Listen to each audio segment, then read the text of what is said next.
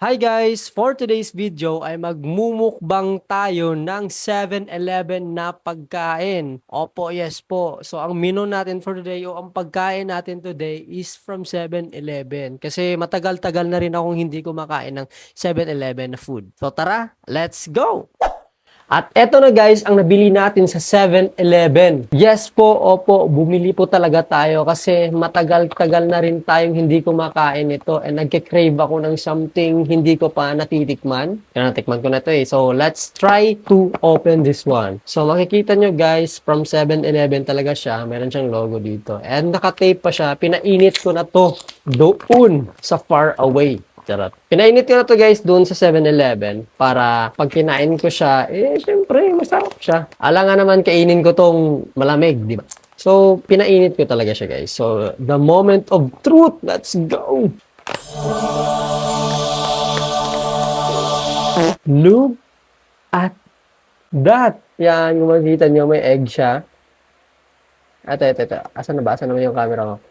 Ito, makikita nyo may egg siya. Tapos, meron siyang beef. Yung beef guys. Ito yung beef. Ito yung beef. Ito yung beef. Ito yung beef. Ito yung beef. Tignan nyo guys. Tignan yung beef guys. Tignan nyo. Tignan nyo. Tignan nyo. Yung beef. Yung beef. Yung beef. Tapos, ito yung sauce niya. I don't know kung anong tawag sa sauce na to. Ayan siya guys. Yan yung sauce niya. Bulgogi sauce ba yan? Meron siyang fish cake at saka kimchi. Yes, may kimchi siya. My favorite kimchi. Andito siya. Ayan.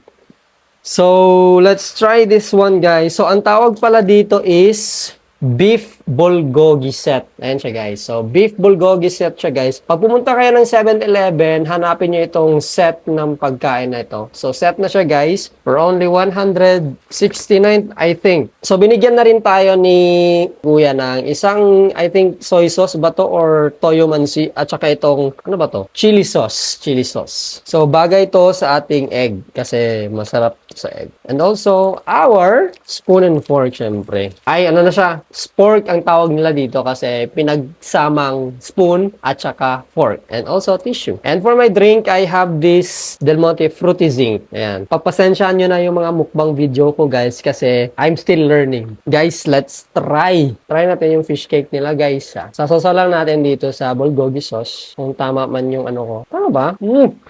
Sarap. Sarap. Sarap.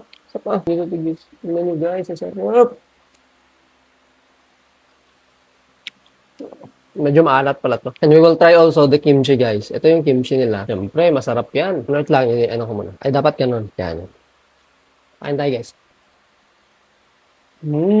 Wait lang, guys. Natapon kasi. Dinampot ko lang kasi baka amigason. And also, guys, we will try this egg. Siyempre, egg to. I think steamed egg to. Let's try, guys. Sarap siya.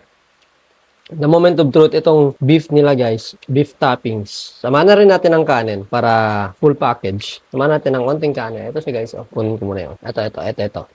So, kainin na natin siya guys. The moment of truth. Tara. Okay, so.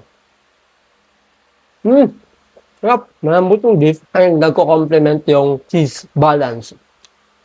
Good job. 7-Eleven. Sarap. So, let's continue eating. So, ilalagay ko lang itong toyo dito sa may, dito sa, lalagyan ng sa may egg. Ala. Oh my goodness. Natapon. Tapos, itong chili sauce. Ang hirap pala maging food vlogger, guys. Para na akong tanga dito. So, mamaya ko na lang lilinisin itong kalat ko. So, let's start eating muna. Finish natin to, guys. So, actually, guys, fried chicken sana yung uulamin ko. Kasi, nag-crave din ako ng fried chicken. Kaso, ubos na. Kung hindi nyo natatanong, guys, mag-isa lang ako ngayon sa bahay kasi si mama nasa Bacolod, pati yung kuya ko. Wala na akong time para magsaing, magluto ng ulam. So, bumibili na lang talaga ako. Kahit masakit sa bulsa. Guys, yung egg. Sarap. Hindi ako nagsisisi na pumunta ako ng 7-Eleven para bumili. Sarap niya, guys. Let's go. Ang sarap ng beef.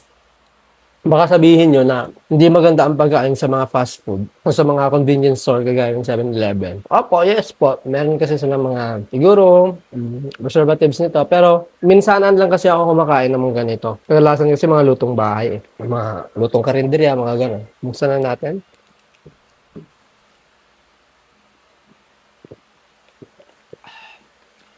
So ayun guys, sana nabusog kayo sa mukbang na ito. And I hope nasasamahan nyo pa rin ako sa another mukbang episode na naman natin. See you guys!